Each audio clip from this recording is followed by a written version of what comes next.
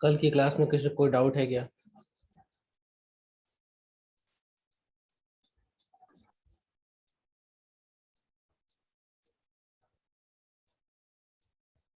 No sir. ठीक है, शुरू करते हैं आज की क्लास। ये जो हमारी हेडिंग है वो ये बता रही है कि ईस्ट इंडिया कंपनी को क्या जरूरत पड़ी भारत में लैंड रेवेन्यू इकट्ठा करने की। इस प्राइवेट कंपनी को क्या जरूरत पड़ी कि भारत से भूमि कर या भूमि टैक्स लिया जाए। तो इससे कुछ रीजंस है। पहला कि ये जो कंपनी है ये चाह रही थी कि भारत से जो हम कच्चा माल लेके जाते हैं, कच्चा माल कपास के रूप में, मसालों के रूप में, जूट के रूप में, गन पाउडर के रूप में, जो भी हम कच्चा माल भारत से खरीद के जाते हैं, ले जा रहे हैं, कहाँ ले जा रहे हैं ये लोग? ब्रिटेन ले जा रहे हैं। तो ईस्ट इंडिया कंपनी ये चाह रही थी कि अगर भारत से जो माल खरीदा जाए उसका जो पेमेंट है वो भारत के ही पैसे से हो। तो यहाँ वो लाइन कह रही है कि for its purchase of raw materials from India in order to feed the industries in Britain mainly textile. तो भारत से जो टेक्सटाइल उद्योग के जो कच्चे माल हैं, रॉ मटेरियल्स हैं, उनका जब यहाँ से खरीदी की जाए तो उसमें लगने वाला पैसा भी भारत से कहीं ना कहीं से निकले। इनडायरेक्टली भारत से ही हम वो पैसा, भारत से ही हम पैसा कमाएं और भारत से ही हम माल खरीद के अपने ब्रिटेन को हम भेज दें। मतलब कुल मिला के ये चाह रहे थे कि ब्रिटेन जो हमारा माल पहुंचे उसके लिए हमें अपनी जेब से खर्च नहीं करना पड़े। हम भारत से कुछ ऐसी व्यवस्था बना लें कि भारत से भी पैसा प्राप्त हो और हम कच्चा माल यहाँ से खरीद के ब्रिटेन भेजेंगे। और ब्रिटेन में मैंने बताया था इंडस्ट्रियल रिवॉल्यूशन शुरू हो चुका है, औद्योगिक क्रांति आ चुकी है। और औद्योगिक क्रांति मुख्यतः आई थी कपड़ा उद्योग में, टेक्सटाइल के उद्योग में। तो हमारे यहाँ से कच्चा माल कॉटन, सूट, सिल्क, जूट ये सब ले जाते थे और वहां से कपड़ा बना के, जो अपने टेक्सटाइल मिल्स है वहां से कपड़ा बना के फिनिश्ड प्रोडक्ट बना के भारत में लाके बेचते थे। तो भारत इनके लिए कच्चे माल का सबसे बड़ा सोर्स था और उस समय दुनिया के हिसाब से सबसे बड़ा मार्केट भी था इनका जो फिनिश्ड गुड है उसको कंज्यूम करने के लिए, उसको यहाँ पे डंप करने के लिए। तो पहला रीजन ये है कि ये चाह रहे थे कि भारत से जो कच्चा माल खरीदे उसका उसमें यूज होने वाला पैसा भी भारत से निकल जाए। दूसरी, इनके लिए ये चाह रहे थे कि भाई हमारे पास बहुत बड़ी आर्मी है, बहुत बड़ी ट्रूप है, अब इतना बड़ा एरिया वो कंट्रोल कर रहे हैं, इतने सारे लोगों को इन लोगों ने काम पे रखा है, तो उनकी सैलरी वो भी चाह रहे थे कि भारत से ही हमें इनकी सैलरी का खर्चा निकल जाए। ठीक है। और अपना एरिया बढ़ाने के लिए इन्हें युद्ध करना पड़ता था, उसमें खर्चा होता था इनका, तो वो चाह रहे थे वो पैसा भी भारत से ही निकल जाए। इतना बड़ा एरिया इन्होंने अपना बना रखा था, इसमें प्रशासन करने के लिए, एडमिनिस्ट्रेशन करने के लिए पैसा लगता है, खर्चा लगता था, तो वो चाह रहे थे इसका पैसा ही भारत से निकल जाए। तो ये कुछ कारण है जिसकी वजह से इन लोगों ने सोचा कि भैया कुछ ऐसा किया जाए कि भारत में हमें रहने के लिए, अपने आप को मेंटेन करने के लिए, सस्टेन करने के लिए कई, मतलब कई लाख पैसे चाहिए, कई लाख रुपए चाहिए उस समय के हिसाब से। तो वो पैसा कुछ ऐसा हम करें कि हमें भारत से ही मिल जाए, इसलिए इन लोगों ने फोकस किया भारत की जो लैंड रेवेन्यू सिस्टम है उस पर फोकस किया। और इनके हाथ में चाबी कब लग गई? जब इनको दीवानी राइट्स मिलते हैं। और दीवानी राइट्स इनको कब मिलते हैं? 1765 में। 1765 से ही इनके पास लैंड रेवेन्यू का अधिकार आ गया बंगाल में। और इनकी जो भी मंशाएं थी कि भाई हमारे पास पैसा आए, हमारा खर्चा यहीं से निकले, क्योंकि ईस्ट इंडिया कंपनी का जो लंदन वाला हेडक्वार्टर है ना, वो भी इनको कह रहा था कि भैया आप लोग अपना खर्चा उसी देश से निकालिए जहां पे आप रूल कर रहे हैं, हम आपको क्यों खर्चा दें। तो डायरेक्ट इनडायरेक्ट इन पे आदेश था कि भैया आप जब इतने बड़े एरिया को रूल कर रहे हैं भारत में, तो आप भारत से ही कुछ ऐसा काम करिए कि भारत से ही पैसा मिल जाए। तो इन लोगों ने देखा कि भैया लैंड रेवेन्यू बहुत अच्छा सोर्स है उस समय। जैसे आज की मैं बात करूं, 2021 की मैं बात करूं, या मैं कहता हूं आजादी की बात से ही भारत सरकार ने जो कृषि है, एग्रीकल्चर है, इस पे टैक्स नहीं लगाया। एग्रीकल्चर टैक्स के नाम से आप कोई टैक्स नहीं सुनते कि कोई किसान को हर साल अपना इनकम टैक्स रिटर्न भरना पड़ता है क्योंकि वो खेती करता है। मतलब कृषि को हमने टैक्स से एग्जेम्प्ट कर दिया, छोड़ दिया कि भैया आप टैक्स मत दो, आप कृषि से जो भी कमाओ आपका है, किसान का है, उस व्यापारी, उस किसान का जिसने उसमें मेहनत की है। लेकिन आजादी के पहले अशोका से हम आजादी के तक अगर आ जाएं तो उस समय तक भारत में सबसे बड़ा जो सोर्स था टैक्स का वो था जमीन। लैंड रेवेन्यू सबसे बड़ा सोर्स था। और आजादी के बाद मैं कह रहा हूँ सरकार ने इस लैंड रेवेन्यू, खासकर वो जमीन पे टैक्स जिसपे उपज हो रही है, जो फर्टाइल लैंड है जिसपे खेती हो रही है, उसका उस पर टैक्स सरकार ने एक्सेम्प्ट कर दिया है। लेकिन आजादी के पहले ये जो एग्रीकल्चर पे लगने वाला टैक्स था बहुत बड़ा रिसोर्स था, सोर्स था इनके लिए। किसके लिए? जो भी एडमिनिस्ट्रेशन है, जो भी हायर अथॉरिटी है, उसके लिए पैसे का बहुत बड़ा सोर्स था ये। तो ये चाह रहे थे कि भैया कुछ हम ऐसा करें कि हमारे पास पर्याप्त पैसा आ जाए और मैं भारत में ही हमारी जो जड़ें हैं वो मजबूत रहे। तो यही सारे फैक्टर्स जो ईस्ट इंडिया कंपनी ने सोचा कि भैया भारत में हमें दिवानी राइट्स तो मिल गए हैं, तो हम बहुत ज्यादा रेवेन्यू इकट्ठा कर ले, हैवी रेवेन्यू इकट्ठा कर ले। और किससे रेवेन्यू इकट्ठा कर ले? हम भारतीय जो किसान हैं और जो लैंड ओनर्स जिनके पास जमीन के मालिक हैं, इनसे हम अत्यधिक लगान वसूल कर ले। और दीवानी राइट्स मिलने के बाद ये लोग पागल हो गए थे, एक तरह से पगला के इसलिए गए कि भैया अब तो पूरे बंगाल का एरिया हमारे पास है, दीवानी राइट्स हमारे पास है। 2 मिनट का ब्रेक है।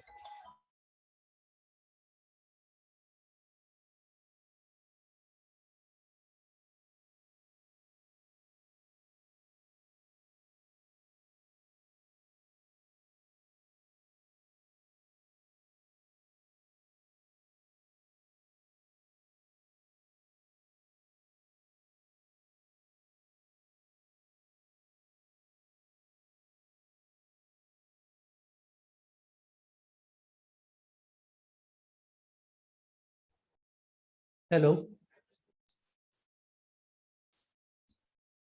मेरी आवाज आ रही है आप तक? Yes sir. Yes sir. ठीक है, वो बीच में कॉल आ गया था इसलिए रुकना पड़ा। जगवेश कह रहे एक बार फिर से चारों पॉइंट समझा दीजिए। ठीक है, समझाया था। मेरा ये कहना है, जब भी आप लोगों को कोई चीज समझ में ना आए ना, तो एक काम क्या करो, खुद को इनकी जगह रख के देख लो। आप खुद को समझो कि आप ईस्ट इंडिया कंपनी के क्या है, गवर्नर जनरल है इस समय। आप अपने आप को समझिए कि आप ईआईसी के जीजी हैं, गवर्नर जनरल है। अब आप उस आपको लग रहा है कि भाई हम भारत में हैं, इतना बड़ा हमारे पास एम्पायर है, इतने सारे लोग हैं हमारे पास, इतना खर्चा है हमारे पास, हमें युद्ध भी लड़ना है, हमें बंदूक गोली भी खरीदनी है, हमें लोगों की सैलरी भी देनी है, और इस सब के लिए जेब से पैसा निकलेगा। तो कभी कभी ऐसा होता था कि भैया इनके पास पैसे कम पड़ जाते थे, तो ये अपने लंदन वाले हेड ऑफिस से बोलते थे भाई कुछ पैसा दे दो, भारत में हमें काम करना है। तो लंदन वाला हेड ऑफिस इनको डांटता था कि भैया क्यों चाहिए तुम्हें पैसे, तुम इतना बड़ा एम्पायर यहाँ खड़ा करके रखी हो, तुमने प्लासी लड़ लिया है, तुमने बक्सर लड़ लिया है, तुमने आरकोट को हरा दिया है, तुमने कर्नाटक जीत लिए हैं, तुमने मैसूर से अच्छे खासे तुम लड़ाई कर रहे हो, तुम सब अच्छा काम कर ही रहे हो, यहाँ पे तुम पैसे भी कमा रहे हो, तो खुद अपना देखो ना। जैसे घर का बच्चा कोई अगर बड़ा हो जाता तो पिताजी क्या बोलते, बेटा यार अपना खुद कमाओ खाओ यार, अब बड़े हो गए, सक्षम हो गए हो। वैसा इनके साथ भी था। इन्होंने सोचा यार बात भी सही है यार, क्यों ना हम भारत में ही फोकस करें, क्योंकि हमारे जितने भी खर्चे हैं हम कुछ ऐसा करें कि उन खर्चों का पैसा हमें भारत से ही प्राप्त हो जाए। तो इनकी नजर गई सिर्फ और सिर्फ किस पे? लैंड रेवेन्यू पे, कि भाई जमीन से जो टैक्स मिलता है अगर ये हमको मिल जाए तो मजा आ जाए। और इसकी शुरुआत हुई थी दीवानी राइट्स से। दीवानी राइट्स 1765 मिल जाता है इनको, और 1772 तक चलता है। और जब इनको दीवानी राइट्स मिल गया तो इनकी आंखें बड़ी हो गई, इनके वारे नारे हो गए, क्योंकि अब जो पैसा मुगल बादशाह के पास जा रहा था ऐसा टैक्स के रूप में, वो ईस्ट इंडिया कंपनी के पास आ रहा था।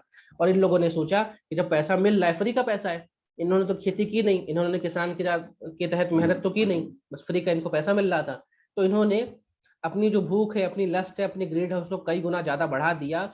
और बिना सोचे समझे किसान के ऊपर जो टैक्स का भार है वो बहुत ज्यादा बढ़ा दिया।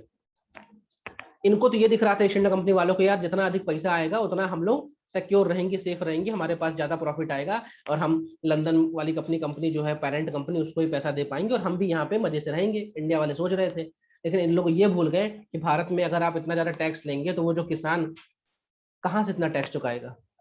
और इसका सबसे बड़ा ड्रॉबैक हमने देखा था दीवानी राइट्स का, जो बंगाल का फेमाइन आया था। बंगाल का फेमाइन में 1/3 पॉपुलेशन बंगाल की समाप्त हो गई थी। वो इसलिए हो गई थी कि इन लोगों ने कई गुना ज्यादा टैक्स लगा दिया था। हमने अकबर के एडमिनिस्ट्रेशन में देखा था कि 1/3 टैक्स लग रहा था, और इनके एडमिनिस्ट्रेशन में हम देख रहे हैं 2/3 से ज्यादा टैक्स लगने लगा था। और इसी वजह से जब बंगाल फेमाइन आई, बंगाल का जब भूखा आया, मतलब सूखा आया, तब 1/10 यानी 10% जो पॉपुलेशन है वो बंगाल की मर गई थी, भूख से मर गई थी। और कई गुना अधिक लोग तो कई बीमारियों से ग्रसित रहे लंबे समय तक। कई लोग विकलांग हो गए, कई लोगों को मानसिक बीमारी हो गई, उनका डेटा तो है ही नहीं हमारे पास। जैसे आज कोविड के समय हमारे पास डेटा नहीं है, वैसे उस समय भी नहीं था। तो ये इनके पास बहुत बड़ी आर्मी मेंटेन करनी थी इनको। ये लोग कच्चा माल यहाँ से खरीद के ब्रिटेन भेज रहे थे, उसका पेमेंट करना था, आर्मी मेंटेन करनी थी, अपना प्रशासन चलाना था इन लोगों को, कई हजार लोगों को एम्प्लॉयमेंट दिया था, उनकी सैलरी देनी थी, ये सब को देखते हुए लोगों ने सोचा दीवानी राइट्स मिल ही गया है, अब धूमधाम मचाते हैं, पैसा खूब लूटते हैं भारत से, और किसान तो है ही है, किसान के पास तो अलादीन का चिराग है, घिसेगा पैसा दे देगा हमें, ऐसा कुछ ये सोच रहे थे। और जिसका सबसे बड़ा जिसे कहते हैं काला अध्याय था बंगाल फेमाइन। फेमाइन तो आया नेचुरली, लेकिन इसमें जो इतने लोग मरे हैं ये मैन मेड थे, इतने सारे लोग मरते नहीं। आज भी फेमाइन आते हैं, आज भी सूखा आता है, अकाल पड़ता है, लेकिन आज भी लोग मरते नहीं है। उस समय भी लोग नहीं मरते, खासकर उस इलाके के आपने लोग मार दिए जो इलाका उस समय भारत का सबसे बड़ा फर्टाइल एरिया था, जहाँ की जमीन में आप कुछ भी बो दो वो उग जाता था। वहां के लोग अगर भूख से मर गए तो इससे बड़ी आयरनी क्या होगी। ठीक है, अब बात कर लेते हैं अपने दोस्त की। ये एक तस्वीर है, इस तस्वीर को आपको देख के थोड़ा सो हो सकता है बैड फील हो जाए। ये बंगाल फेमाइन की एक तस्वीर है, इसमें आप जो भी आदमी दिख रहे हैं, आदमी महिला, इनका शरीर आप देखो, सिर्फ हड्डी हड्डी नजर आ रही। ऐसे हो गए थे लोग, क्योंकि कोई भूख से मरता है तो एक दिन में नहीं मर जाता, भूख से मरने में उसको 20 25 30 दिन लग जाते हैं, पूरा शरीर खत्म हो जाता है उसके, तब जाके उसका प्राण छूटता है। और भूख से मर गए इसका मतलब आप समझ ही सकते हैं क्या। और ये सब हुआ क्यों? क्योंकि दीवानी राइट्स मिलने के बाद ईस्ट इंडिया कंपनी ने जो लगान है, जो टैक्स है, वो कई गुना ज्यादा बढ़ा दिया, और इसकी वजह से इन लोगों के पास खाने तक को पैसा नहीं बचा। इन लोगों ने अपने घर का सारा अनाज ईस्ट इंडिया कंपनी को दे दिया, और अल्टीमेटली ये हालत हो गई, कृषकाय हो गए, मतलब काष्ट काय हो गए, मतलब लकड़ी जैसा इनका शरीर हो गया, अल्टीमेटली ये इंसान मर गए। अब बात कर लेते हैं कि भाई उस समय जो लोग इन धंधे में लगे थे उनके अलग अलग नाम क्या थे। जैसा कि मैंने कल की क्लास में ही बताया था, कुछ लोगों को जमींदार कह रहे थे, कहीं कहीं उनको जागीरदार कहीं कहा जाता था, इन्हीं लोगों को कहीं कहीं बिस्वेदार कहा जाता था, और कहीं कहीं इन लोगों को मालगुजार कहा जाता था। तो जागीरदार, जागीरदार वो पद हुआ, वो पोस्ट हुआ, ठीक है। और इनके पास जो पावर है कि भैया आप इनसे टैक्स कलेक्ट करेंगे, लोगों से पैसा इकट्ठा करके हम ऊपर पहुंचाएंगे, इस पावर को कहा गया जागीरदारी। बिस्वेदार एक पोस्ट है, और बिस्वेदारी मतलब इनके पास बिस्वेदारी, इनके पास पावर है, इनके पास अथॉरिटी है कि ये फार्मर से पैसा इकट्ठा करके ऊपर पहुंचाएंगे। तो मालगुजार, मालगुजार एक पोस्ट है, और मालगुजारी वो पावर है, वो जिसे कहते हैं अथॉरिटी है। और जैसे एक नाम है जमींदार, तो जमींदार हुआ पोस्ट, और जमींदारी क्या हुआ? पावर, कि भैया इनके पास क्या अथॉरिटी है। जैसे कलेक्टर एक पोस्ट हुआ, और कलेक्टरी क्या हुआ? उसकी पावर, अथॉरिटी। तो अलग अलग इनके नाम है, अल्टीमेटली ये सब मिडिल मैन है, बिचौलिए हैं, जो कि फार्मर से पैसा ले रहे हैं, लगान ले रहे हैं और ऊपर तक पहुंचा रहे हैं। और इसके एवज में इन लोगों को क्या मिल रहा है? कमीशन मिल रहा है, इन लोगों को इंसेंटिव मिल रहा है। धीमे धीमे ये पोस्ट क्या हो रही थी? हेरिडेटरी हो रही थी, वंशानुगत हो रही, मतलब जागीरदार का बेटा ही जागीरदार बनेगा, विश्वेदार का बेटा ही विश्वेदार बनेगा। और ये जो कंपनी है ईस्ट इंडिया कंपनी, इसको इस बात से मतलब नहीं था, या इसके पहले जो मुगल बादशाह थे उनको इस बात से मतलब नहीं था कि भैया ये लोग बीच वाले जो मिडिल मैन है वो कर क्या रहे हैं। उनको तो बस ये मतलब था कि भैया हमने जितना टैक्स मांगा था आपसे, जितनी लगान मांगी थी, वो क्या हमारे खजाने में जमा हो गई? अगर जमा हो गई तो यू आर नाउ फ्री, आपको जो करना है करो, हमारा तो हिस्सा हमको मिल गया।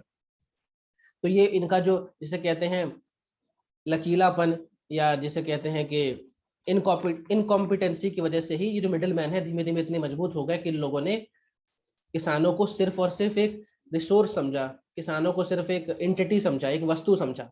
ये भूल गए कि ये भी इंसान है, इनको भी भूख लगती है, इनका भी परिवार है, इनकी भी उम्मीदें हैं, जरूरतें हैं, वो सब ये भूल गए। रैयत, रैयत एक पर्शियन शब्द है, इसका मतलब होता है किसान। ये सब शब्द आएंगे, रैयतवाड़ी, महालवाड़ी। तो रैयत किसान को कहते हैं, पर्शियन शब्द है। और जो साउथ इंडिया है, साउथ इंडिया में जो किसान थे उनको अमूमन क्या कहा जाता था? रैयत कहा जाता था, रैयत। इंग्लिश में RYOT, ये स्पेलिंग है, RYOT, रैयत।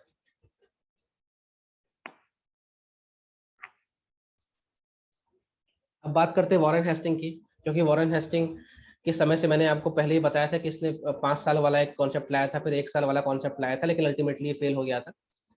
तो जब ये वॉरेन हेस्टिंग आया तो 1772 से 1772 से 1785 तक के बीच में इसका टेन्योर था। और 1772 में आते इसने क्या किया? इसने दीवानी राइट्स जो थे उसको क्या किया? खत्म कर दिया, कि भैया अब टैक्स भी हम कलेक्ट करेंगे और वेलफेयर वाला काम भी हम करेंगे। जब इसने दीवानी राइट्स खत्म किया तो इसने सोचा यार अब मैं क्या अच्छा कर सकता हूँ, क्योंकि भाई जो दीवानी राइट्स की वजह से जितना दिक्कतें हुई, बंगाल फेमाइन आया, लोग मर गए, मैं इसमें सुधार क्या कर सकता हूँ। इसने कुछ रिफॉर्म्स लाने शुरू किए। इसने पहले क्या किया?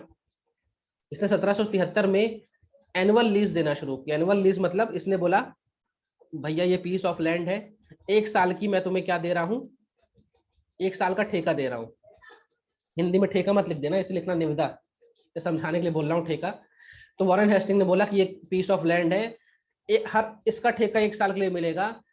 4 लोग पहुंच गए, ए बी सी डी। अब वॉरेन हेस्टिंग ने बोला भैया बोली लगाओ। तो मालूम चला ए ने सबसे बड़ी बोली लगाई कि भैया मैं इस जमीन का दूंगा 10 रुपए। बी ने बोला मैं दूंगा इस जमीन का 9 रुपए। सी ने बोला मैं दूंगा 5 रुपए। डी ने बोला मैं 4 रुपए। तो बाय डिफॉल्ट जीत कौन गया, ए जीत गया, यानी विनर हो गया। बिडर, इंग्लिश में से कहते हैं बिडर, इसने बोली लगाई बिडर, ए जीत गया। तो अब वॉरेन हेस्टिंग ने क्या बोला, भैया ए ये खेत अब तुम्हारा है, ये खेत अब तुम्हारा है, 1 साल के लिए खेत तुम्हारा है, मुझको कितना रुपए दोगे तुम, 10 रुपए दोगे। मुझको कितना रुपए तुम दोगे, 10 रुपए दोगे। ठीक है, तो ए को मिल गया इस खेत की जागीर, ए को मिल गया इस खेत की बिस्वेदारी, या ए को मिल गया इस खेत की माल गुजारी। ठीक है, या ए इस खेत का कहला रहा है जमींदार या माल गुजार या बिस्वेदार। और वॉरेन हेस्टिंग ने इसके लिए एक शब्द यूज किया था, इतारे जारी, इतारे जारी। ये सब एक ही शब्द हैं। जैसे पर्यायवाची नहीं होता कि सूरज का पर्यायवाची अगर कोई बोलेगा तो अपन आदित्य बोल देते हैं, सूरज का पर्यायवाची अपन भास्कर बोल देते हैं, तो ये सब पर्यायवाची ही है। जमींदारी, तारेदारी, इजारतदारी, माल गुजारी, और क्या शब्द निकला था अभी देख लेना। ये सब अलग, ये शब्द का अर्थ एक ही है कि they are all are a middle man and they have a huge amount of power to regain tax from farmers. ठीक है, बिस्वेदारी जो भी। चंचल राठौर कुछ पूछना है क्या आपको? Yes sir. सर जैसे कि 2019 में क्वेश्चन पूछा गया कि जमींदार और जागीरदार में क्या डिफरेंस है। देखो जमींदार का जो पोस्ट है ना वो हेरिडेटरी हो जाएगा, मतलब जमींदार का बेटा ही जमींदार बनेगा, लेकिन जागीरदार में ऐसा नहीं होता था। ठीक है, जागीरदार का जो एरिया है वो थोड़ा छोटा है, जमींदार का एरिया बहुत बड़ा होता था। ठीक है, जमींदार जो होता था वो सीधे बात करता था ईस्ट इंडिया कंपनी से, जागीरदार कभी कभी जमींदार के अंडर में काम करता था, जागीरदार कभी कभी जमींदार के अंडर में रहता था। यानी जमींदार समझ लो एसपी है तो जागीरदार डीएसपी है। ठीक है, क्लियर हुई बात? जी सर। बाकी अभी ये भैया 28 पेज का पीडीएफ है, अपन 11वें पेज में है। जैसे ये पीडीएफ क्लियर होगा ना तो और बाकी जो बातें हैं सब क्लियर हो जाएंगे धीमे धीमे। तो जैसे मैं कह रहा हूँ वॉरेन हेस्टिंग ने जब आया तो 1773 में, आप भूल जाओ किसने कब शुरू किया, अगर भूल गया तो भूल जाओ, बस ये ध्यान रखना वॉरेन हेस्टिंग ने अपने अपने कार्यकाल में पहले 1 ईयर सिस्टम शुरू किया और उसके बाद 5 ईयर सिस्टम शुरू किया। 1 ईयर सिस्टम में भी यही था, बिडिंग करेगा, जिसको बिड मिलेगी उसे कहा गया आएगा इतारेदार, और इस सिस्टम को क्या कहा गया, इतारेदारी सिस्टम। इसमें यह था कि वॉरेन हेस्टिंग ने जमीन का टुकड़ा लिया या गांव लिया या पूरा एक जिला लिया और उसकी बिड करा दी और बोला 1 साल की मैं तुम्हें ठेकेदारी दे रहा हूँ, जो मुझे ज्यादा पैसा देगा उसको मिलेगा। लेकिन ये ए जो है समय पे 10 रुपए जमा नहीं करा पाया, तो वॉरेन हेस्टिंग को धोखा मिला कि यार ये तो गलत बात हो गई यार, तुमने 10 का वादा किया और 10 दिया नहीं। ए से पूछा क्यों नहीं, तो ए ने बोला साहब मैंने हवा हवा में ज्यादा बोली लगा दी, इस पूरे खेत की उपज ही पांच पांच है, तब जिस खेत से 5 रुपए का अनाज निकलता है मैं 10 रुपए आपको कहाँ से दूं। तो वॉरेन हेस्टिंग को समझ में आया यार ये 1 ईयर वाला दिक्कत है। दूसरा, हर 1 साल बीतने में समय कितना लगता है, 1 साल फिर बीत गया, फिर उसको बिडिंग कराना है, फिर लोगों को बुलाना है, फिर ये कम्बरसम प्रोसेस था, कई सारे लोग आएंगे, फिर से लिखा पढ़ी होगी, फिर जमीन का सर्वे होगा, ताम झाम। तो वॉरेन हेस्टिंग ने बोला यार मजा नहीं आ रहा है।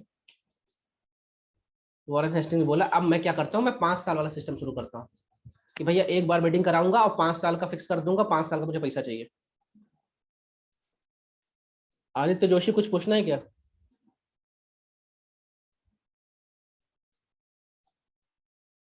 नो सर, वो sir typing mistake.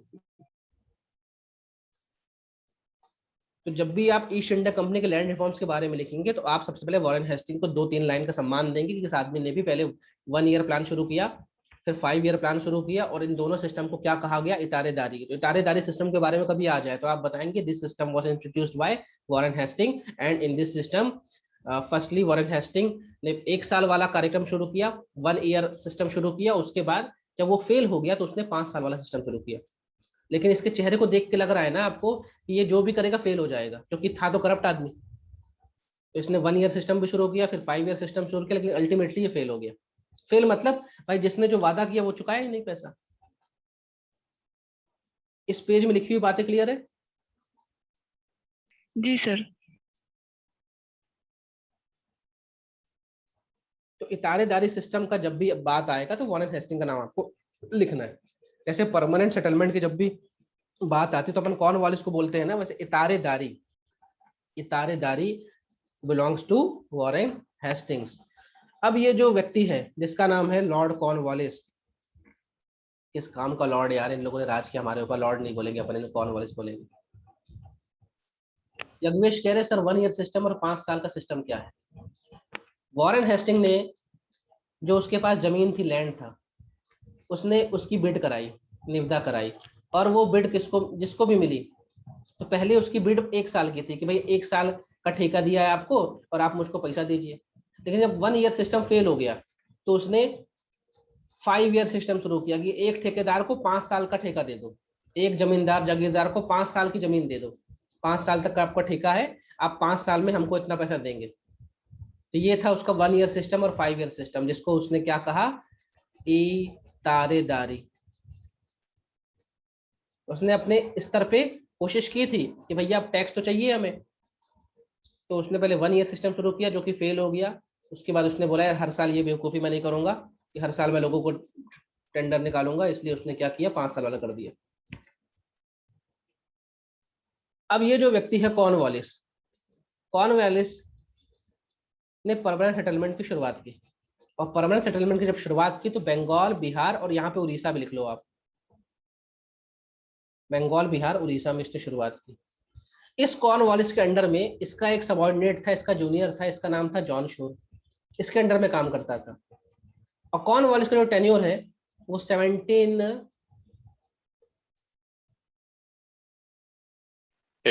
to 70, Cornwallis का टेन्योर कोई बताएगा मुझे? 86 to 93. Very good, 86 to 93। ये है कॉर्नवालिस। और जो जॉन शोर है वो 5 साल के लिए आएगा, 1793 से 1798। तो जब कॉर्नवालिस यहाँ पे जीजी था तो जो जॉन शोर था ये इसके अंडर में काम करता था, इसका सबऑर्डिनेट था। तो जॉन शोर का दिमाग था, जॉन शोर का ब्रेन चाइल्ड था कि परमानेंट सेटलमेंट अपन शुरू करते हैं। तो यहाँ पे वही बात लिखी था, idea was of John Shore, John Shore का आइडिया था, लेकिन उस समय जीजी कौन था, कॉर्नवालिस, इसलिए इसका नाम चलता है।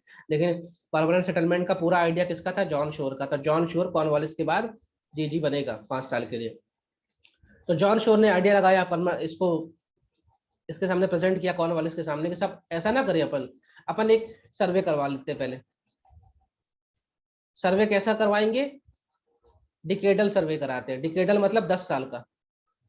अपन को जिस भी जमीन को ठेके पे देना है, अपन पहले देखते हैं पिछले 10 साल में उसने क्या क्या उपज कमाई। जैसा मैंने आपको टोडरमल वाला बताया था, दहसाला पद्धति, कि पहले पिछले 10 साल का देख लेते हैं, इस जमीन ने क्या क्या उपज कमाई, उसका एवरेज निकाल लेंगे अपन।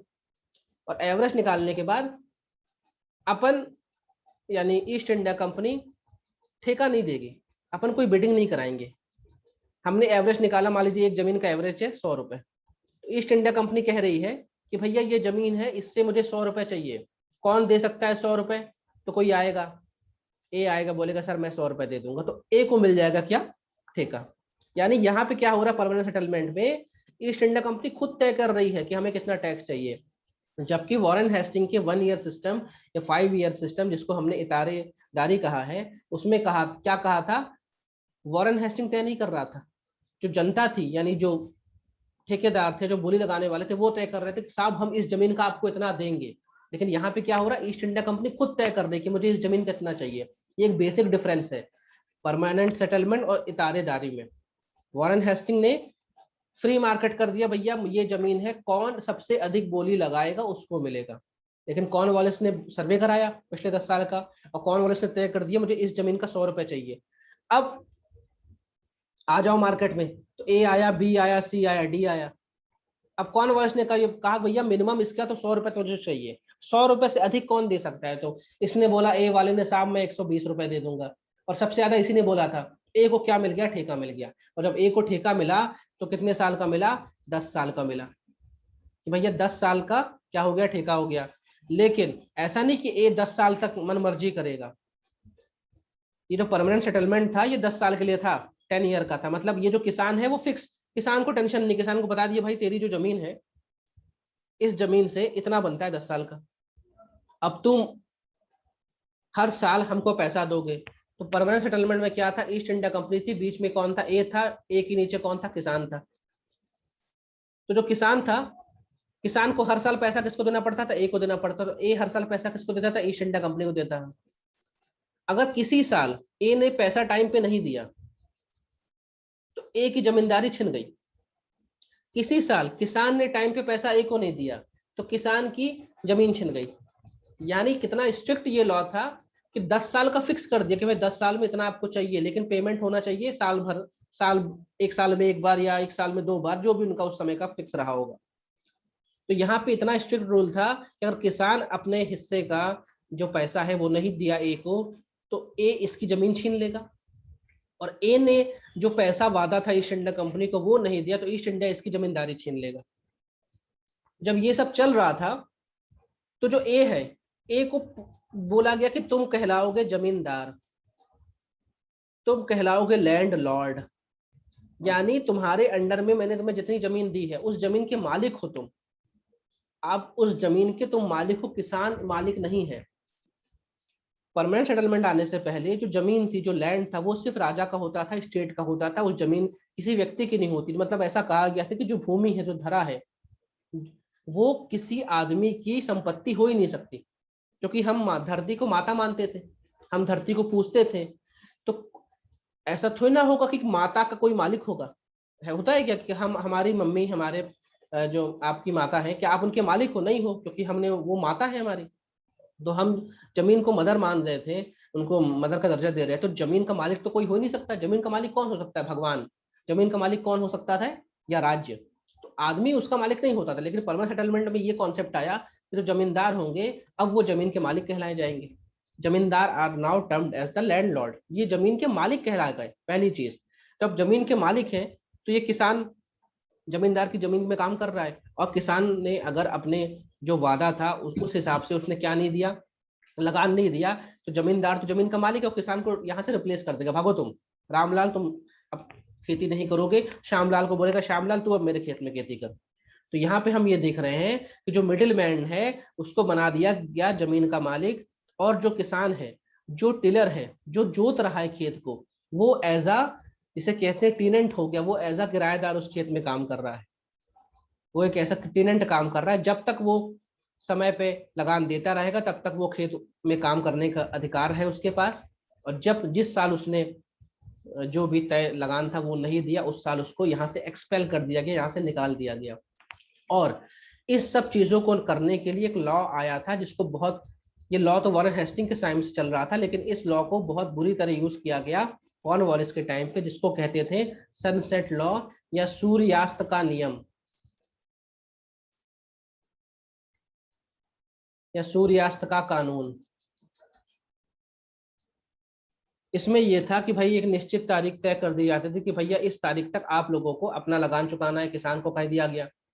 अब किसान अगर उस निश्चित तारीख को सूरज डूबने से पहले तक अपना लगान नहीं चुकाता है तो जैसे सूरज डूबा वैसे उस किसान का उस खेत से हक खत्म हो गया, अब किसान को उस खेत से निकाल दिया गया। यही चीज इस पे लागू भी होती थी, इस जमींदार पे, कि जमींदार को भी टाइम होता था कि भैया ईस्ट इंडिया कंपनी का जो कोलकाता वाला ऑफिस है, कोलकाता सॉरी कलकत्ता कहते हैं इसे, अपन इतिहास पढ़ते हैं तो पुराना नाम बोलेंगे, कलकत्ता, जो कलकत्ता वाला ऑफिस है वहां पे सारे जमींदारों को पहुंचना है, और एक निश्चित तारीख को सूरज डूबने से पहले जो भी उनका लगान है, जो भी उनका टैक्स है वो उनको चुकाना है। अगर कोई जमींदार फेल हो गया चुकाने में टैक्स, या उसकी गाड़ी पंचर हो गई, उस समय चलो गाड़ी नहीं होती थी, उसकी बैलगाड़ी पंचर हो गई, या वो नहीं पहुंच पाया, बारिश में हो रही, बाढ़ में बह गया, कुछ भी रीजन हो, अगर उस निश्चित तारीख में सूरज डूबने तक वो जमींदार ईस्ट इंडिया कंपनी के हेडक्वार्टर कलकत्ता में जाकर अपनी जो भी रकम है वो जमा नहीं कराता है तो उस जमींदार की जमींदारी भी छिन गई, उस जमींदार की जमींदारी भी छिन गई। तो यहाँ पे हम ये देख रहे हैं, एक तरफ तो आप जमींदार को जमीन का मालिक बना रहे हो, लेकिन एक कानून सनसेट लॉ भी आपने बनाया जिसके एवज में अगर जमींदार समय पे अपने वादा नहीं पूरा करेगा तो उस जमींदार की जमींदारी भी छिन जाएगी।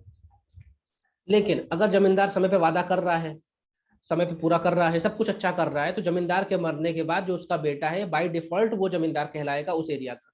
लेकिन तब तक जब तक जमींदार अब ईस्ट इंडिया कंपनी को जो भी मतलब डिमांड है पैसा की, जो भी इन्होंने वादा किया है वो पेमेंट करता है, तब तक जमींदारी इनकी बची रहेगी, और नहीं तो जमींदारी इनकी छिन जाएगी। तो सनसेट लॉ दोनों के लिए भारी है, जमींदार के लिए भी भारी है, किसान के लिए भी भारी है। इस परमानेंट सेटलमेंट से जो बंगाल, बिहार और उड़ीसा का किसान है वो अब इस भूमि में उसका हक खत्म हो गया, उसका एकाधिकार खत्म हो गया, वो इस भूमि में एज अ किराएदार बस बैठा हुआ है, और जब तक वो लगान देता रहेगा तब तक उस भूमि का वो मालिक रहेगा। जिस दिन लगान नहीं दिया उस दिन से उसकी भूमि से वो एक्सपेल हो जाएगा। वही चीज जमींदारों पे लागू हो रही, मिडलमैन पे लागू हो रही। यहाँ तक की कहानी क्लियर है आप लोगों को?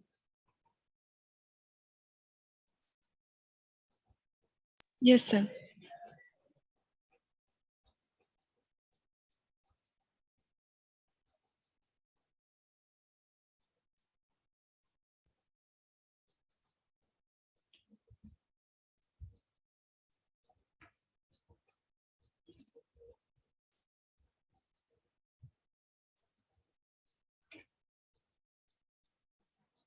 यज्ञवेश, मैंने क्या कहा? अगर जमींदार अपनी जमींदारी के हिसाब से काम करता रहेगा, समय पे पैसा देता रहेगा, तो जमींदार के बाद जो उसका बेटा रहेगा वो बाय डिफॉल्ट जमींदार बन जाएगा। अंग्रेजों को ये मतलब नहीं है कि जमींदार का बेटा जमींदार बन रहा, कौन बन रहा। अंग्रेजों को क्या मतलब है? अंग्रेज सिर्फ और सिर्फ क्या चाह रहे हैं? टैक्स चाह रहे हैं ना। अगर ए है जमींदार, वो समय पे टैक्स देता आ रहा है, कई सालों से टैक्स देता आ रहा है, ए मर गया या ये बुढ़ा हो गया, तो ए ईस्ट इंडिया कंपनी के पास जाके बोलेगा साहब मैं अब बुढ़ा हो गया, मुझसे हो ना पाएगा, मेरा बेटा है बी, अब बी को जमींदार का पोस्ट दे दीजिए, दे देंगे उसको। बस ये क्या बोलेंगे ईस्ट इंडिया कंपनी, भैया कोई भी बने, तुम बनो, तुम्हारा नौकर बने, कोई भी बने, मुझको टैक्स मिलना चाहिए। अगर टैक्स नहीं दोगे तो ना तुम रहोगे ना तुम्हारा बेटा रहेगा। लेकिन जो जमींदार अच्छा परफॉर्म कर रहे थे उनका ये पद हेरिडिटरी हो गया, वंशानुगत हो गया, कि बाप से बात बेटे को आया, बेटे के बाद बेटे को आया। और ये जमींदारी सिस्टम हमारी आजादी के बाद तक चला है। नेहरू को पसीने आ गए थे ये जमींदारी सिस्टम खत्म करने में। हमारा जो पहला संविधान संशोधन है वो लैंड रिफॉर्म्स को लेकर ही हुआ था। ठीक है, भले आज हम नेहरू को अच्छा बुरा भला बुरा कहें, लेकिन नेहरू ने जो किया वो इररिप्लेसेबल है, खासकर लैंड रिफॉर्म्स को लेकर। तो ये थे मेन फीचर, मतलब ये था ब्रीफिंग परमानेंट सेटलमेंट को लेके। अब ये इस पीडीएफ में आप देखो तो बाकी चीज आपको क्लियर हो जाएगी। जैसे यहाँ पे बोला गया कि ये जमींदार होगा, क्या होगा? जमींदार होगा, यानी इनको हमने जमीन का मालिक बना दिया, लैंड लॉर्ड बना दिया।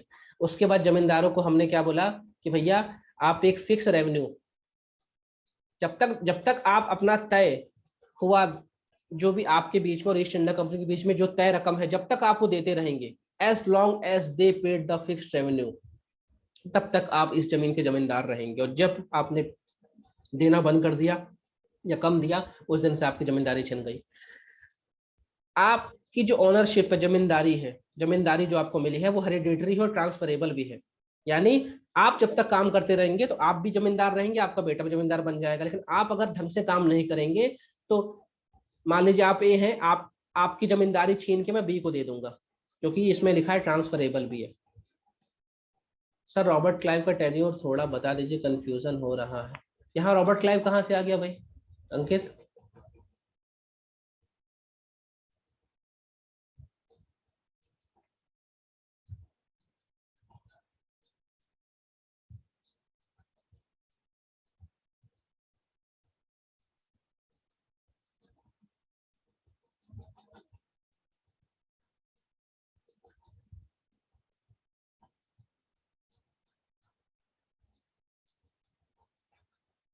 सत्रह सौ साठ 1764 तक रहेगा ये, फिर भाग जाएगा, फिर वापस बुलाया जाएगा, फिर 3 साल यहाँ रहेगा। ठीक है,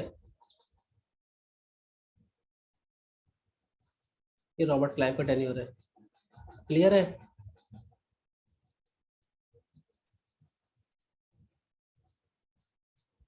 अंकित,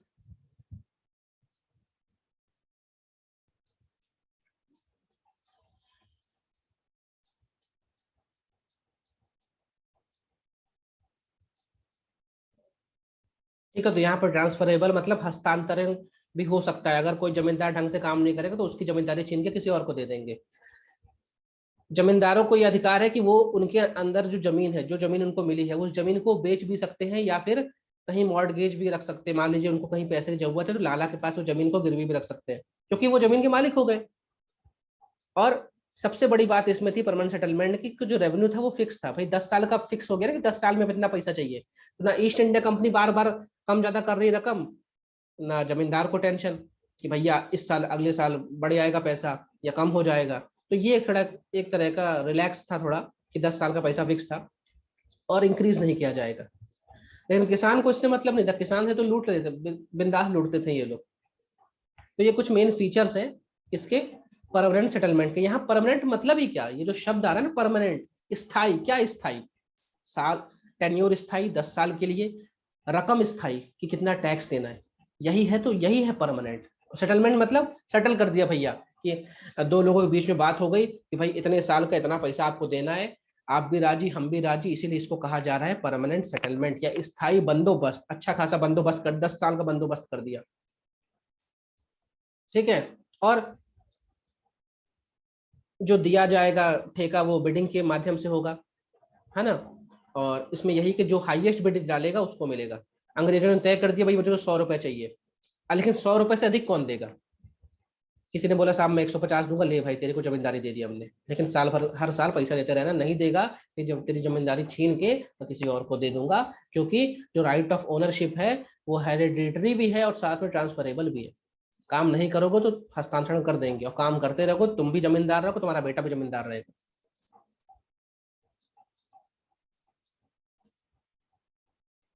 और परमानेंट सेटलमेंट में आपको थोड़ा सा ध्यान रखना पड़ेगा कि अगर 100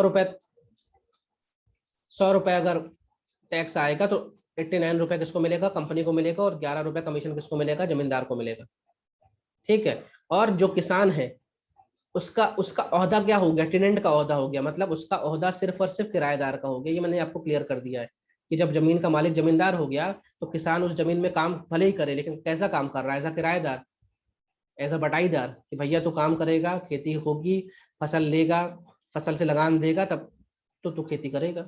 अगर तू लगान टाइम पे नहीं देगा, कम लगान देगा, तो तुझे हटा के किसी और को मैं दे दूंगा जमीन। तो इसे किराएदार शब्द आता है या बटाईदार शब्द आता है, ठीक है। तो ये एक हायरार्की है कि सबसे नीचे रैयत, रैयत मतलब फार्मर, इसके ऊपर जमींदार मिडिलमैन, और उसके ऊपर ईस्ट इंडिया कंपनी, ठीक है। तो शुरुआत में बंगाल, बिहार, उड़ीसा में इसको शुरू किया गया। बाद में मद्रास प्रेसिडेंसी के जो ऊपर वाले कुछ डिस्ट्रिक्ट है, जो कर्नाटका वाले कुछ जिले हैं, पूरी मद्रास प्रेसिडेंसी की बात नहीं हो रही, पूरी मद्रास प्रेसिडेंसी में तो शुरू होगा रैयतवाड़ी, लेकिन मद्रास प्रेसिडेंसी के कुछ ऊपरी जो जिले थे, जो आज उत्तर कर्नाटक कन्नड़ में आते हैं, वहां पे शुरू किया गया था। और जो बनारस है वहां भी ये शुरू किया गया था। परमानेंट सेटलमेंट उस समय अंग्रेजों ने जितना भी एरिया ऑक्युपाई किया था उसके 19% हिस्से में परमानेंट सेटलमेंट चल रहा था, 19% हिस्से में चल रहा था, ठीक है। तो ये जो आपका पेज दिख रहा है इसमें किसी को कोई डाउट?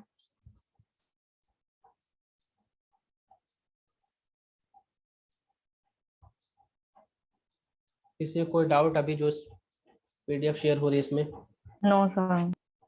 ये सब की पॉइंट्स है, ऐसे आप लोग लिख सकते हैं आप ये सब कि भैया कितना परसेंटेज था, कहाँ कहाँ यूज हुआ। क्योंकि जैसे मैंने बोला बनारस में यूज हुआ, अब बनारस आता है अवध वाले हिस्से में, और अवध वाले हिस्से में महालवाड़ी शुरू हुआ था, तो कंफ्यूजन ना हो इसलिए मैंने इसको लाल रंग से कर दिया कि हाँ भाई बनारस वाले हिस्से में, मतलब जहां मोदी जी थे वहां तो परमानेंट सेटलमेंट था, ऐसे याद कर लो, क्योंकि मोदी जी कहाँ सांसद है, बनारस से।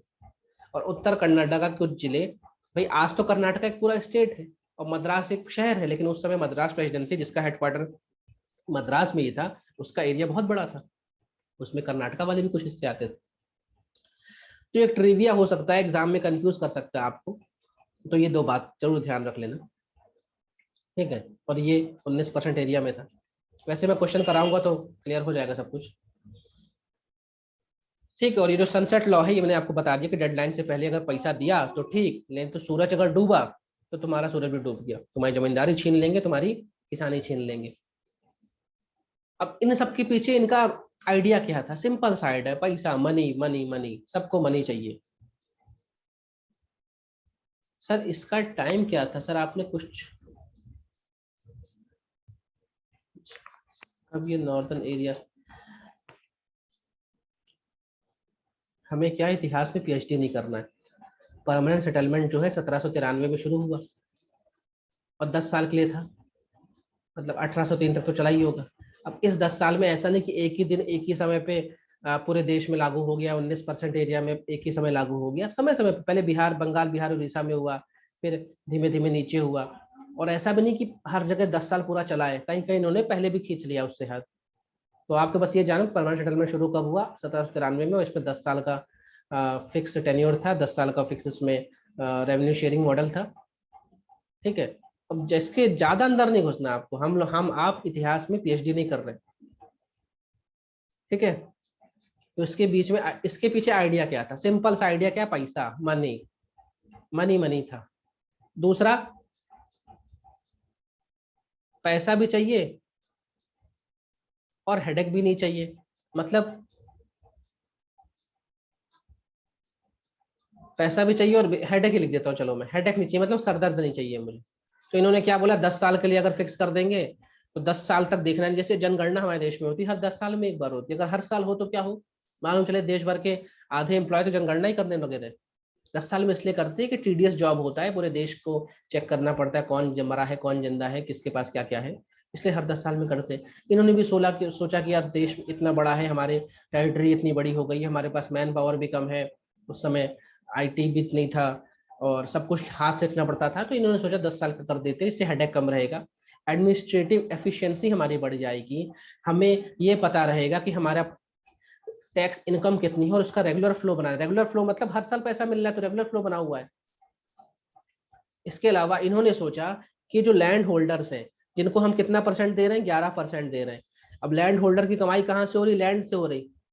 तो इन्होंने ये सोच लिया कि ये जो जमींदार हैं, जमीन के मालिक हैं, जब इनको 11% मिल रहा है कमीशन, तो ये अपनी जमीन पे ध्यान देंगे। क्योंकि भाई अगर जमीन अच्छी होगी, उसकी उर्वरता अच्छी होगी, उसकी फर्टिलिटी अच्छी होगी, तो उसकी यील्ड अच्छी होगी, उसकी उपज अच्छी होगी, और फिर हमारा परसेंटेज भी ऑटोमेटिक ही बढ़ जाएगा।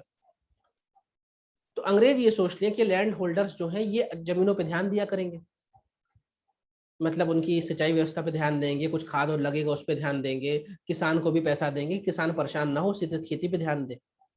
और इससे क्या होगा, जमीन भी अच्छी रहेगी, किसान भी अच्छा रहेगा, उपज भी अच्छी होगी, इनके पास भी अच्छा पैसा जाएगा, उसके पास भी अच्छा पैसा जाएगा। तो ये भी अंग्रेज सोच रहे थे, इसलिए इन्होंने कमीशन भी अच्छा दिया, 11% दिया, 100 रुपए लाओ, 11 रुपए तुम्हारा। और इन्होंने ये सोचा जो बड़े बड़े जमींदार हैं वो अपनी जेब से भी कुछ पैसा लगाएंगे जमीनों में, और चाहेंगे कि भैया इस बार अगर 100 क्विंटल गेहूं हुआ तो भैया अगली बार अपन अच्छी किस्म का बीज यूज करेंगे, 150 क्विंटल गेहूं लेंगे। तो इससे क्या होगा, जो लैंड है, जो जमीन है, वो भी अच्छी रहेगी, किसान भी अच्छा रहेगा, और ये अच्छा बिजनेस है, अच्छा धंधा है, साल दर साल हमें पैसा मिलेगा, समय समय पर पैसा हमारा बढ़ता रहेगा। तो ये सब ये सोच रहे थे। लेकिन जो पहला पॉइंट है ये बस तो ठीक था कि भैया इनको रेगुलर फ्लो ऑफ इनकम हो जाएगी, परमानेंट इनकम हो जाएगी। लेकिन ये दो जो पॉइंट थे ना, ये गलत साबित हुए, क्योंकि अंग्रेज सोचे थे कि ये जो लैंड होल्डर्स हैं, जमींदार हैं, ये अच्छा काम करेंगे, लेकिन इन लोगों ने अच्छा काम नहीं किया। इन लोग, मैंने बताया था कि ये सब जमींदार कलकत्ता में इनकी बड़ी बड़ी कोठियां थी और अपने अंडर में 10-20 लोगों को रख दिए थे। वो कल मैंने बताया था कि कई सारे मिडिलमैन हो गए, तो अल्टीमेटली मर कौन रहा था? फार्मर मर रहा था। तो भले ऊपर इनको मान लो पहुंचाना है 30 रुपए ही, लेकिन फार्मर से ले रहे थे 70-70 रुपए, 80-80 रुपए। इसी वजह से तो फार्मर मर रहा था, इसी वजह से फार्मर गरीब हो रहा था, इसी वजह से तो फार्मर लाला के चंगुल में जा रहा था, सेठ साहूकार के चंगुल में जा रहा था, मनी लेंडर्स के चंगुल में जा रहा था। क्योंकि फार्मर को ये पता था अगर मैंने लगान नहीं चुका तो मुझसे जमीन छीन जाएगी। और एक किसान से आप उसकी जमीन छीन लो तो किसान बोलेगा भाई गोली मार दो, जमीन मत छीनो, क्योंकि मेरी इज्जत है, ये गाँव में क्या मुंह दिखाऊंगा मैं। क्योंकि अगर जमीन छिन गई तो वो क्या बन गया, उसको आती किसानी ही है, करेगा वो खेती, लेकिन किसी और के खेत में करेगा तो एज अ मजदूर कहलाएगा। लेकिन अभी वो क्या कहला रहा था, अभी वो अपने खेत का मालिक कहला रहा था, लेकिन बाद में वो मजदूर कहलाएगा। तो कोई भी किसान अपने आप को मजदूर या लेबरल नहीं कहना चाहता था। तो वो लाला के जंगल में या मनी लैंडर के जंगल में फंस गए। तो अल्टीमेटली सबसे बुरी कंडीशन किसकी हो रही? फार्मर की। सबसे मजे में है लैंड होल्डर्स यानी जमींदार। क्लियर है ये वाली स्लाइड?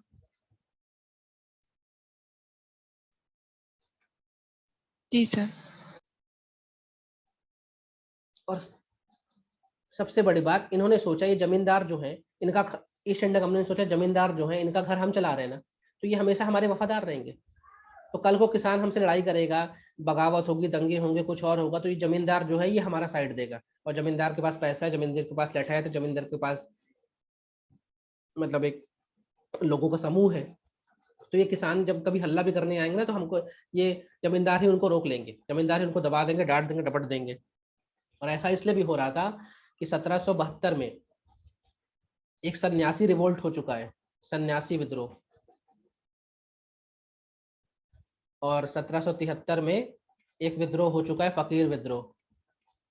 ये विद्रोह हो चुके हैं। इस विद्रोह में अंग्रेजों की खूब बैंड बजाई है, ठीक है। और इस विद्रोह में नाम से भले आपको सन्यासी लग रहा है कि यहाँ पे सिर्फ साधु संत रहे होंगे, नहीं, शुरुआत साधु संतों ने की थी। बाद में आम जनता यानी जो जमींदार हैं, ऐसे जमींदार जिनको जमींदारी नहीं मिली या इनकी छिन गई, या ऐसे किसान जिनकी जमीन छिन रही थी, वो सब इनके साथ हो गए थे। और ये लंबे समय तक चला, ऐसा नहीं कि एक साल चला उसी साल बंद हो गया। तो इन लोगों ने विद्रोह देख लिए थे कि भाई विद्रोह हो रहे हैं, जान माल की हानि होती है, तो इन लोग ये भी चाह रहे थे कि हमारे पास एक अच्छी लॉबी रहे, अच्छे लोग रहे जमींदार के रूप में, जो हमारे तरफ क्या रहे, वफादार रहे, और कभी भी अगर ऐसा कोई रिवोल्ट हो तो इसको दबा सके, हमारे तक बात नहीं आ पाए। तो ये भी ये चाह रहे थे। और जमींदारों को हमने देखा है, जमींदार बहुत लॉयल थे। इन्हीं जमींदारों के तो बच्चे विदेश में ज्यादा के पढ़ रहे थे बाद में, फिर जिन्हें हम कह रहे हैं कि बंगाल जो है वहां पे पुनर्जागरण होता है। इन्हीं जमींदार का एक लड़का जिसका नाम है राजा राम मोहन रॉय, इन्हीं जमींदार का एक लड़का जिसका नाम है गुरु रविन्द्रनाथ टैगोर, इन्हीं जमींदार का एक लड़का है जिसका नाम था ईश्वर चंद्र विद्यासागर, ठीक है। तो ये जमींदार जो हैं ये लोग हमेशा से लॉयल रहे, लेकिन कुछ घरों में कुछ अच्छे बच्चे ही पैदा हो जाते हैं, जिनका जैसे राजा राम मोहन रॉय टाइप के। तो ये इनका मेन सोच थी, कॉर्नवालिस की मेन सोच थी कि पैसा भी आता रहे, लड़ाई झगड़ा हो कभी तो जमींदार देख ले, हमें हर साल किसान के पास जाना ना पड़े, और भारत में लगने वाला सारा खर्चा हम भारत से ही निकाल ले, अपनी जेबें भी भर ले, ठीक है। और अच्छी सैलरी दे पाए, क्योंकि कॉर्नवालिस जब आया था उसने बोला था भाई करप्शन मत करो, मैं तुम्हारी पगार बढ़ा रहा हूँ। तो पगार बढ़ाएगा, अगर वो बढ़ाया था एक्चुअल में, उसने पगार बढ़ाई थी। तो जब आप एक्स्ट्रा पैसा दे रहे हो तो आपको एक्स्ट्रा मनी चाहिए, तो मनी लंदन वाले थोड़ी नहीं देगा, सब इनको पैसा यहीं से चाहिए था। इस सब को देखते हुए कॉर्नवालिस ने यहाँ पे परमानेंट सेटलमेंट शुरू किया था। तो ये ब्रीफिंग हो गई किसके बारे में, परमानेंट सेटलमेंट के बारे में। तो 1793 में परमानेंट सेटलमेंट एक्ट आ गया, ठीक है। और लेकिन इस एक्ट में ये कहा गया जमींदारों के पास जो अभी तक आर्मी रख रहे थे, जो लठायत रख रहे थे, आर्मी मतलब ऐसा नहीं गोल उनके पास कोई मिलिट्री है, लेकिन जो लठायत रख रहे थे वो लठायत अब वो नहीं रखेंगे, वो सिर्फ टैक्स कलेक्ट करेंगे। और जो भी दिक्कत होगी, लड़ाई झगड़ा कभी होगा, तो हमारे पास जो कोर्ट है उस कोर्ट में आप आइए, बात करेंगे। लेकिन इसके पहले तक जब वॉरेन हेस्टिंग के समय जो जमींदार थे, जो इतारे जारी थी, उस समय तक तो इनके पास था कि भैया आप टैक्स कलेक्ट करने जा रहे हैं तो अपने साथ लोगों को ले जाइए, कोई हल्ला करे तो उसको सिर में 2 लठ मारिए, ये सब था। लेकिन कॉर्नवालिस ने बोला नहीं, ऐसा नहीं चलेगा, ठीक है। और इन जमींदारों के ऊपर इसने क्या किया, कलेक्टर को अपॉइंट कर दिया। कलेक्टर का पद किसने बनाया था, वॉरेन हेस्टिंग ने। कलेक्टर को बोला भाई ये जितने जमींदार तुम्हारे जिले में सबको तुम देखो और ध्यान रखो कि पैसा हमारे पास आना चाहिए, क्योंकि तुम्हारा नाम है कलेक्टर। और कलेक्टर तुम क्या करोगे, तुम ये ध्यान रखो टैक्स हमारे पास टाइम से आ रहा है कि नहीं आ रहा।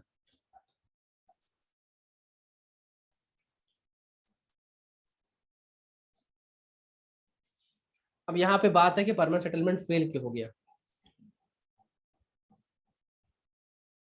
तो मुझे लगता नहीं कि अब आपको मुझे ये समझाना पड़ेगा कि परमानेंट सेटलमेंट फेल क्यों हुआ। आप लोग बताओ, इसको पढ़ो, तो 1 मिनट पढ़ो इस स्लाइड को और मुझे बताओ, क्या मुझे बताना पड़ेगा इसके बारे में।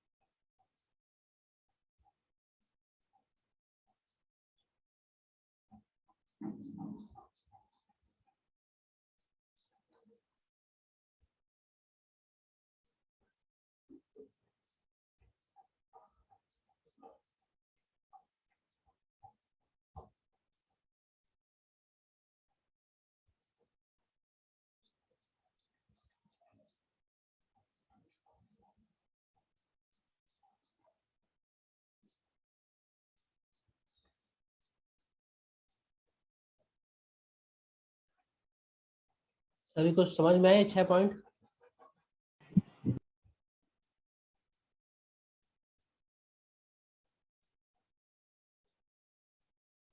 देखो पहली लाइन ये कहती है, पहली लाइन ये कहती है कि जमींदारों का तो फिक्स कर दिया कि भाई जमींदार ईस्ट इंडिया कंपनी को कितना देंगे, लेकिन जमींदार उस किसान से कितना लेंगे ये फिक्स नहीं हुआ। तो किसान से मनमर्जी पैसा ले रहे थे, इससे किसान किसान पर परेशान हो रहा था। उसके बाद जो किसान था, अगर वो समय पे लगान ना दे पाए तो जमींदार उसको निकाल देता था। विम्स मतलब होता था उसके मन का था, जब मन करे जमींदार उसको निकाल दे उसकी जमीन से, भाग यहाँ से। जमींदार परेशान कर रहा था टेनेंट को कि भैया जमींदार के घर बच्चा हुआ, लाओ पैसा लाओ। जमींदार के घर, टेनेंट मतलब रैयत। टेनेंट इसलिए कह रहे हैं कि भैया अब किसान जो है वो अपनी जमीन का मालिक नहीं रहा, वो जमीन का किराएदार हो गया, इसलिए टेनेंट शब्द आ रहा है। ईस्ट इंडिया कंपनी ये नहीं समझती थी कि भैया जो बंगाल का क्लाइमेट है वो अलग है, कभी कभी यहाँ पे सूखा पड़ता है, कभी बाढ़ आती थी, कभी कुछ आता था, ये कुछ समझते नहीं थे। ये तो बोलते थे इतना पैसा देना है तो देना है, कहाँ से दे, अगर 2 साल पानी नहीं गिरा तो कहाँ से दे पैसा, ये समझते नहीं थे। और सनसेट लॉ की वजह से जमीन से निकाल देते थे। कई जमींदार इस चक्कर में बर्बाद हो गए, जमींदार भी इकट्ठा नहीं कर पाए पैसा, तो उनपे भी एरिया चढ़ गए। कई जमींदार भी लाला के घर पहुंच गए, भाई लाला पैसा दे यार, अभी तो इनके मुंह में मारे, बाद में तो चुकाएंगे। ठीक है, उस समय जो टैक्स डिमांड थी भारत में, वो इंग्लैंड के भी टैक्स डिमांड से ज्यादा थी। मतलब इंग्लैंड में अगर कोई किसान था उसको इतना टैक्स नहीं देना पड़ता जितना भारत में टैक्स देना पड़ रहा। तो अल्टीमेटली फेल होना ही था। ये जो किसान है, जो टेनेंट है, कब तक सहेगा बेचारा, कब तक सहेगा, या जमींदार कब तक सहेगा। कभी कुछ ऐसी दिक्कतें आए तो कलेक्टर कभी छूट नहीं देता था, कभी कुछ जैसे कहते हैं कि भैया ठीक है इस बार आपको वेव ऑफ कर दिया, इस बार सूखा पड़ा, इस बार एक काम करिए जो लगान था उसको कम कर दीजिए, क्योंकि लगान तो फिक्स हो गया था। भैया फिक्स हो गया था तो क्या पत्थर की लकीर था, थोड़ा कम ज्यादा कर देते भाई। जब सूखा पड़ा तो इसको कम कर देते, लेकिन नहीं, फिक्स मतलब फिक्स, इतना तो हमें चाहिए। तो कहाँ से लाते? जमींदार भी अल्टीमेटली इससे परेशान हुआ, किसान तो परेशान था ही। इस वजह से परमानेंट सेटलमेंट फेल हो गया। तो शुरू क्यों हुआ, शुरू होने के बाद क्या क्या हुआ, और फेल क्यों हुआ, ये सारी चीजें मैंने आपको आज समझा दी है। आज की क्लास में किसी को डाउट?